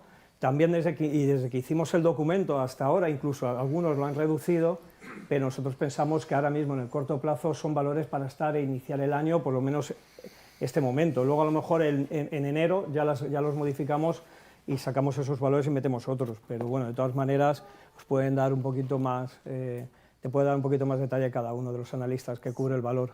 ¿Quién de vosotros quiere empezar? Hola, buenos días. Bueno, con respecto a Celnex, la verdad es que el potencial es muy alto y sí que lo que no estamos viendo es momentum en el valor. Lleva un año bastante débil en comparación con el resto de compañías y esto nos hizo hace no demasiado sacarla de las carteras, la hemos tenido. Entonces sí que está pesando el tema de la consolidación del espacio de telecomunicaciones en Europa, que podría tener ciertos efectos en cuanto a la generación de ingresos a futuro. Nosotros creemos que es limitado el efecto que podría tener, depende un poco también de la zona exacta donde se desarrolle esta consolidación. Y luego creemos que también está pesando el tema de los satélites, ¿no? La telecomunicación vía satélite está creciendo con mucha fuerza, sobre todo en la parte de América, que a Celnex no le afecta. Es verdad que en Europa tenemos una densidad de población muy alta y esta tecnología todavía no alcanza para sustituir a las torres, algo que creemos que no pasará. Creemos que son negocios complementarios uno al otro y que a futuro pues, podríamos ver cómo se complementan, ¿no? Valga la redundancia. Entonces, el potencial es alto y, como ha dicho César, pues es previsible que de cara a futuro, cuando empiece a coger algo más de tracción el valor, pues podamos incorporarlo a nuestras carteras. Sí, con respecto a Puig, pues igualmente la verdad es que es un valor que creemos que está muy castigado desde su salida a bolsa, pero que nos gusta. Creemos que cotiza con un descuento muy excesivo frente al sector, frente a sus comparables. Sí que es cierto que ha tenido un par de baches en sus resultados con la retirada de aquel producto de Charlotte Tilbury el año pasado, luego cierta rebaja de la guía que posteriormente pues reafirmó, y bueno, la verdad es que la compañía vuelve a estar creciendo. Había dudas respecto al sector de la belleza y respecto al sector del lujo, que parece que este cuarto trimestre está remontando y vuelve a tener tasas de crecimiento relativamente saludables. No la tenemos en cartera precisamente porque creemos que estos sectores de la belleza y del lujo todavía les faltan ciertos catalizadores, como hemos visto antes, pues por ejemplo, el impulso de China. Creemos que todavía va a tardar en recuperarse. Entonces, bueno, pues todavía pensamos que catalizadores para recuperar un crecimiento elevado vamos a tardar en verlo. Sí que es verdad que tiene una presentación, un plan estratégico esperada para el mes de abril. Todavía no hay fecha concreta y podría ser uno de ellos, pero bueno, pues todavía hasta el mes de abril tenemos dudas de que vaya a haber catalizadores muy relevantes más allá de ese descuento que consideramos excesivo. Javi, Colonial. Javier. No, yo añadiría que aunque todos esos valores los hemos tenido en la cartera y aunque creíamos que tenía mucho potencial y que eran buenos valores para tener en cartera, nos dábamos cuenta que el mercado no nos estaba dando la razón. Y a veces tampoco se trata de ser el más cabezota y pensar que nosotros solo tenemos la razón y el mercado se está perdiendo algo, ¿no? Y como ha dicho César, cubrimos muchos valores y vemos otros con potencial, pues a veces también sacamos uno en el que el mercado no nos está dando la razón en ese momento para meter otro que creemos que lo puede hacer igual de bien, ¿no? Y en ese entretiempo pues volvemos a revisar la valoración y vemos si es verdad que el mercado tiene razón o somos nosotros y ya pensaremos si lo volvemos a meter o no.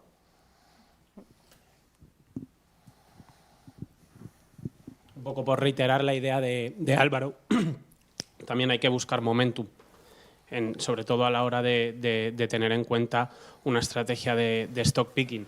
Y bueno, con respecto a Colonial, la verdad es que ya teniendo Neynor y Merlin en las carteras, como metiera aún más ladrillo, bueno, es que no me dejaban. Entonces, bueno, la verdad es que a Colonial sí que le vemos recorrido al alza y le vemos valor, pero por ejemplo es una de esas compañías que si comparamos con Merlin, le vemos menos momentum. Menos momentum, ¿por qué? Un poco por la exposición de sus activos. Tiene un peso importante geográfico a Francia, con más del 60% de rentas y EBITDA. Y claro, Francia ahora mismo está en una situación un poquito delicada, vamos a decirlo. Entonces, bueno, tienes también las tires presionando al alza en Francia. Esto, lógicamente, al inmobiliario le afecta negativamente, le está pesando en cotización a Colonial y tenemos por el otro lado a un Merlin que hemos decidido meterla en cartera en lugar de Colonial, a pesar de que tiene menos potencial frente a nuestra valoración, precisamente por esa idea de momentum. Oye, las dos compañías operativamente lo están haciendo muy bien, pero es verdad que el mercado también está premiando esa exposición al desarrollo de los data centers de Merlin Properties y que además a largo plazo es verdad que vamos a ver probablemente, sí, espero no equivocarme, una mayor creación de valor en los desarrollos de Merlin que en los de Colonial. Estás manejando al final unos niveles de inversión muy elevados con unos retornos sobre el coste del desarrollo de los data centers que están cifrando ahora mismo entre el 14 y el 15%. Entonces, también a largo plazo, a pesar de que a día de hoy el precio objetivo a un año nos salga más potencial en Colonial versus en Merlin, confiamos bastante en la capacidad de creación de valor de Merlin. Sí. Pablo Ferrer de Hispanidad.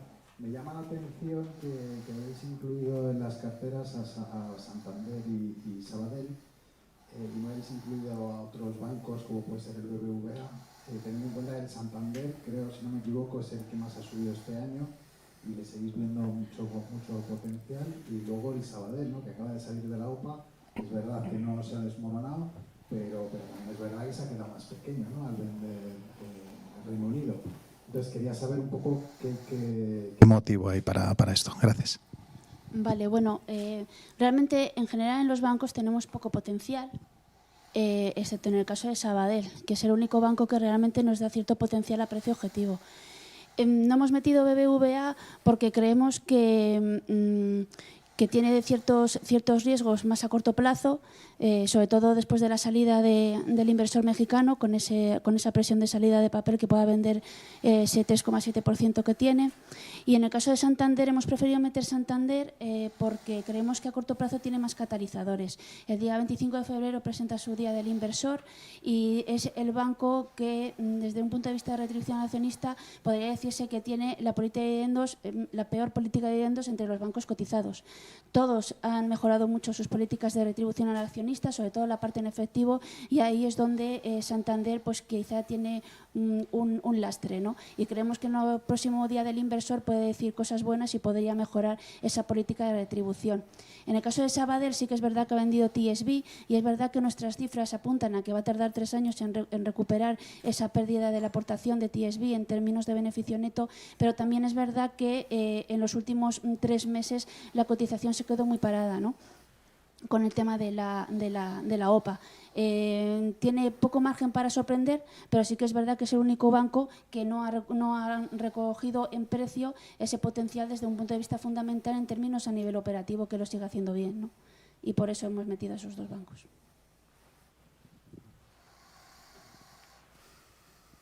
Buenas, Sergio Fernández, del Economista. Un poco en la misma línea, ¿por qué veis prima en AENA? BBVA más o menos te lo habéis contestado. Y a lo mejor también para Javier, si no está descontado ya en el precio que los costes de financiación o que los tipos del BCE van a estar estancados en el 2% los próximos 12 meses por lo menos. Sí, bueno, a ver, aquí es verdad que es un poco repetirme. Es cierto que ahora mismo las valoraciones deberíamos ver cierta estabilidad, o en un contexto de estabilidad de tipos las valoraciones van a crecer por incremento operativo. Entonces, bueno, como todavía tienes ese contexto de inflación y es verdad que los activos que tienen tanto Colonial como Merlin están ligados a inflación, pero no es que solo estén ligados a inflación, es que como son activos muy dominantes y son activos en ubicaciones muy prime, tienen la capacidad de conseguir conseguir que la renovación de los contratos se realice por encima de la inflación, con lo cual al final vas a tener un crecimiento de BPA o de Net Operating Income para las compañías que te va a dar soporte a que las valoraciones pues igual te crecen un poquito. Pero es verdad que, por ejemplo, en el caso de Colonial, el día a día de la cotización no se mueve únicamente por donde estén los tipos, sino también por los movimientos que haya en tires. Entonces, estamos viendo cómo la rentabilidad del bono 10 años de Francia está otra vez en máximos anuales y por eso a corto plazo hemos tenido una cotización un poco más castigada en el caso de Colonial. No sé si con esto más o menos... Sí, con respecto a AENA, la verdad es que es un valor que los activos que tiene nos gustan mucho, está muy bien gestionada, genera muchísima caja, pero también es verdad que creemos que está por encima del precio justo, ¿no? O sea, digamos que tiene por delante varias situaciones. O sea, primero es la evolución del tráfico aéreo. Hemos visto cómo este año ya se ha ralentizado. Vamos a ver los próximos años. En principio, si la economía sigue tirando, el tráfico aéreo seguirá funcionando bien, pero no le vemos mucho margen para acelerar, ¿no? Entonces, eso habrá que conjugarlo también con el ciclo inversor que tiene por delante, ¿no? Se ha aprobado unas inversiones muy potentes de cara a ampliación de los aeropuertos, y esto tiene que ver también con el siguiente periodo regulatorio y cómo van a evolucionar las tarifas. Entonces, teniendo unas hipótesis, en cierta manera, no demasiado conservadoras, pero tampoco muy optimistas a nivel de tarifas, pues bueno, creemos que está bastante ajustado ya la cotización, está en unos niveles muy exigentes y no le vemos potencial a largo plazo. Un segundo. Por reforzar un poco la idea también respecto a las inmobiliarias. Es verdad que también el hecho de que los tipos tengamos una visibilidad de más o menos estabilidad, en compañías tan apalancadas como las Socimis también te da tranquilidad por el lado de balance, especialmente cuando no están excesivamente apalancadas, como es el caso de Merlin Properties. Y aparte, en Merlin Properties, vuelvo a repetir, confiamos bastante en la creación de valor paulatina del tema de los data centers. Los data centers al final, por ejemplo, ahora en el cuarto trimestre, comienza la consolidación de más megavatios.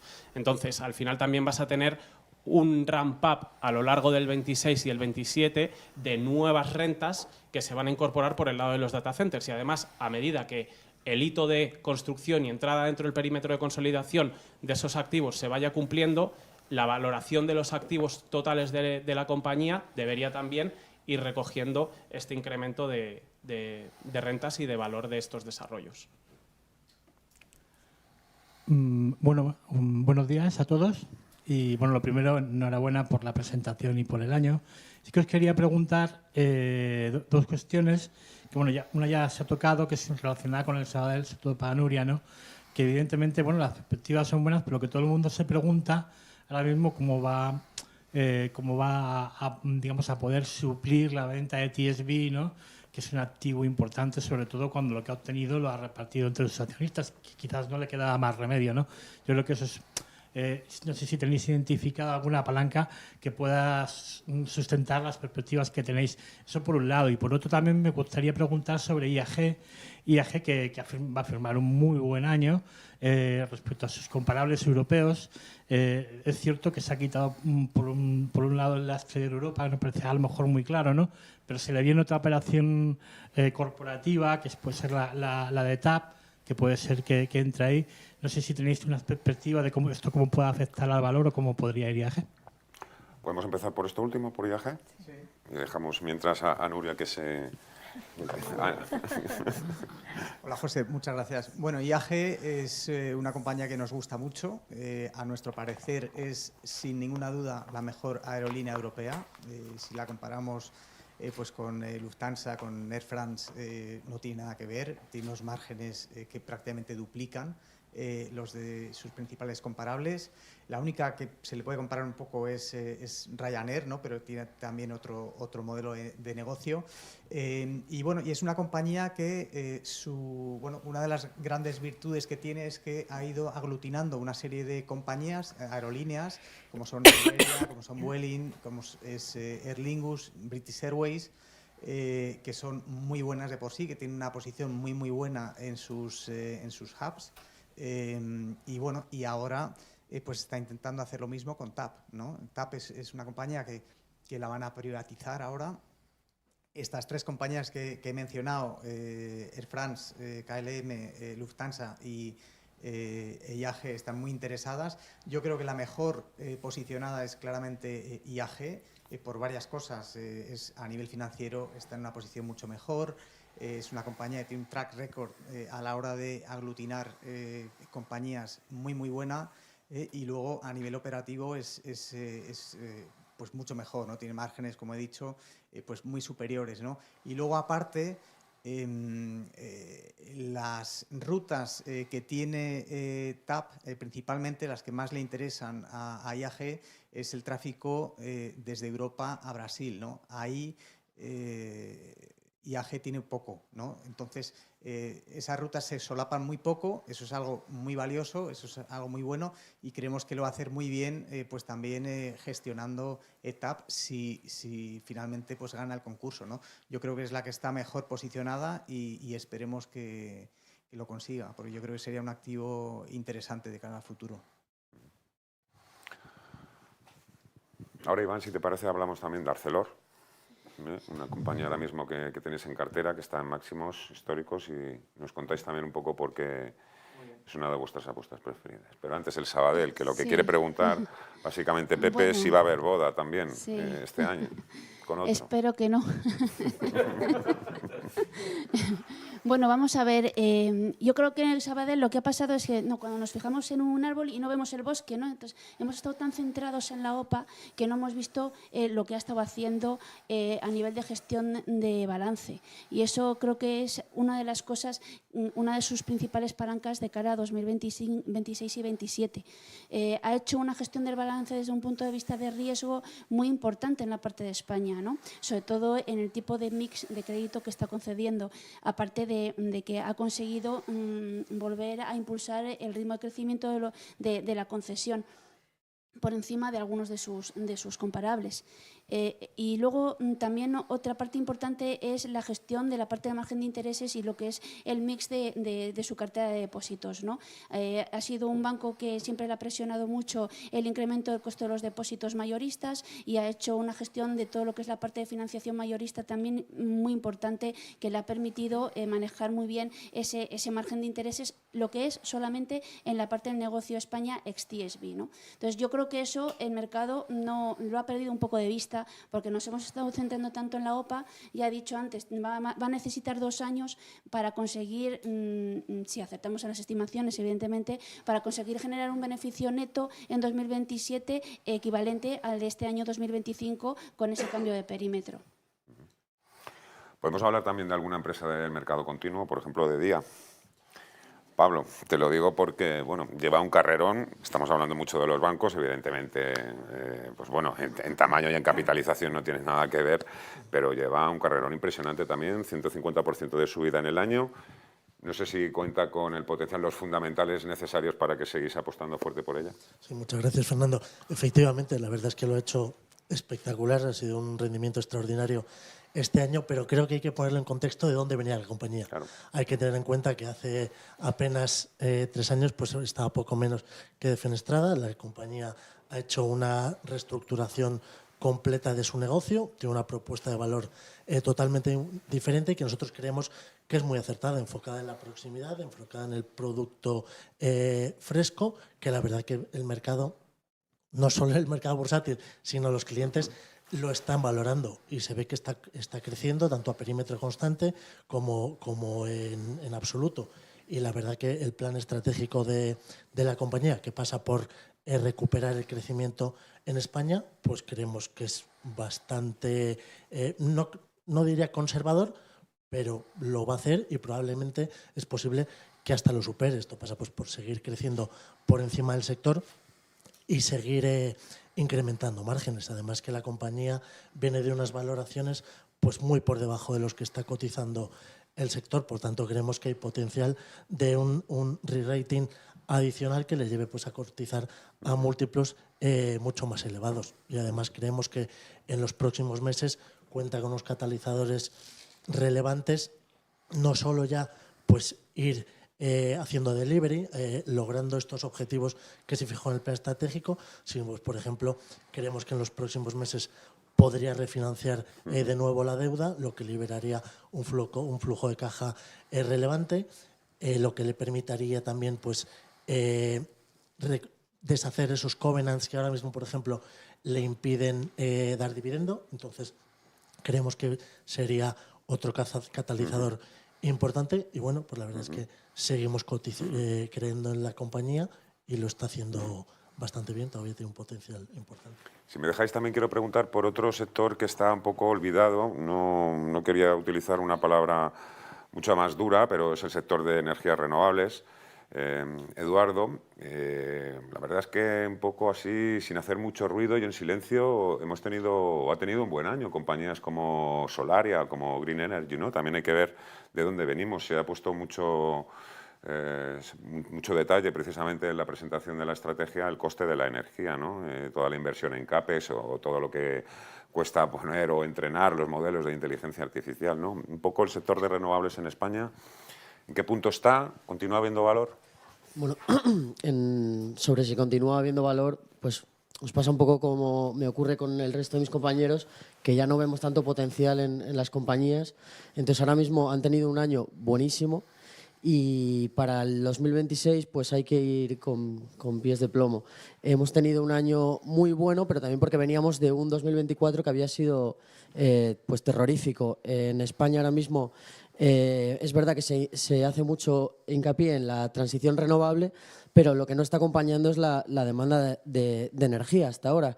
La tesis de electrificación de la economía, electrificación del transporte, de la industria, pues hasta ahora no se venía dando y es lo que parece que este año pues está empezando a cambiar.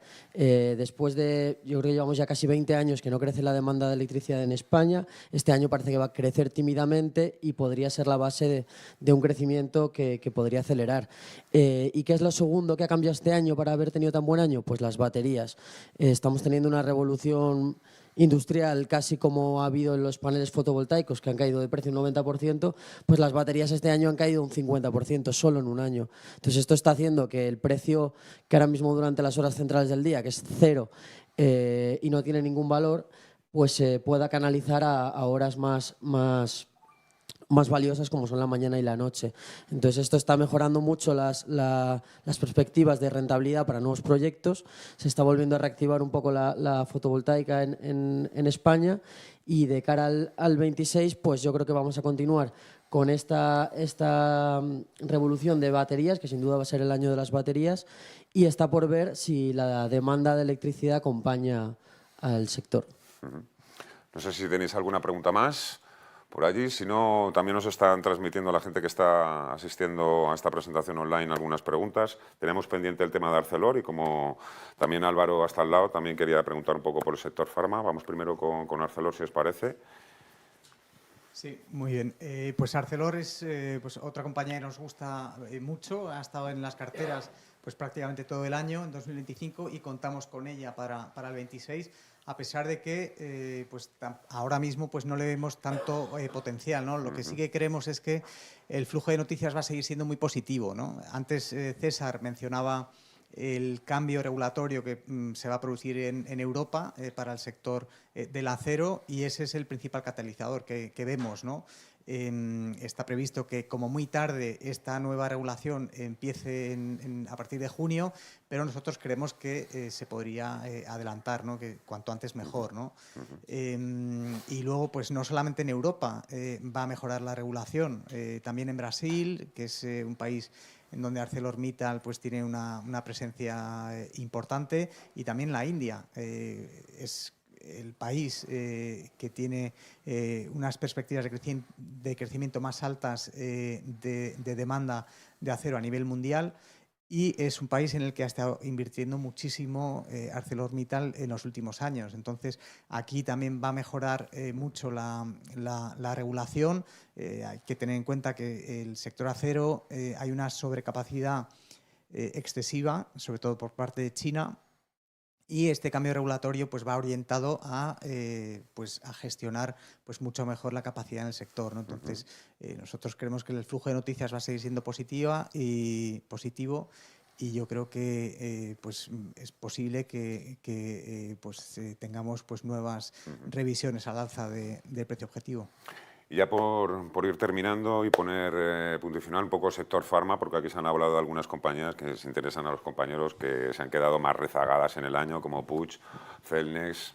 No se ha hablado de Amadeus, ahí está Redella, pero también, por ejemplo, tenemos Rovi. ¿Qué va a pasar con las Rovi, las Almiral, los Horizon Genomics y compañía? Bueno, el sector farmacéutico, el sector salud en general en Renta 4 siempre nos ha gustado mucho, porque vemos que es una tendencia estructural de largo plazo. Tenemos incluso fondos dedicados específicamente a este sector, y bueno, como te digo, es una tendencia estructural el crecimiento demográfico, sobre todo el envejecimiento poblacional, teniendo en cuenta que además el mayor gasto en salud de una persona pues sucede en los últimos años de su vida, pues está claro que va a seguir creciendo por encima del crecimiento económico medio de los países, ¿no? En España pues tenemos varias compañías, y es verdad que cada una pues tiene diferentes dinámicas, y unas lo hacen bien y otras mal, dependiendo de sus dinámicas específicas. Este año teníamos, por ejemplo, en cartera Almiral, que ha subido un 60%. En cambio, Rovi, pues este año tenía un año peor por el menor uso de las vacunas, de contratos que tuvo de años anteriores, y prácticamente no ha subido. Por eso es una que hemos añadido ya en los últimos meses, con la esperanza de que ya a años futuros sí lo haga mejor, porque está pues creando nuevos contratos, ha comprado una compañía en Estados Unidos, una nueva fábrica en Estados Unidos, ha avanzado con sus nuevas tecnologías y nuevos productos, y creemos que a futuro sí lo podrá hacer muy bien. Pero como te digo, cada una un poco, aunque esté en el mismo sector, este año todo el sector a nivel internacional y demás ha estado un poco rezagado, porque así como el miedo a aranceles, pues en otros sectores a partir de abril se fue difuminando, en el sector farmacéutico ha persistido hasta prácticamente después de verano, y desde entonces sí que las grandes farmacéuticas europeas pues han empezado a atraer más el interés de los inversores, y en España pues un poco va pues a la cola también, y sucederá lo mismo, yo creo. Muy bien, pues muchísimas gracias a todo el equipo de análisis y estrategia de Renta 4 por esta presentación, la estrategia 2026, y sobre todo espero que sigáis cosechando muchos aciertos, pero sobre todo que sigáis haciendo ganar dinero también a vuestros clientes, que es de lo que se trata.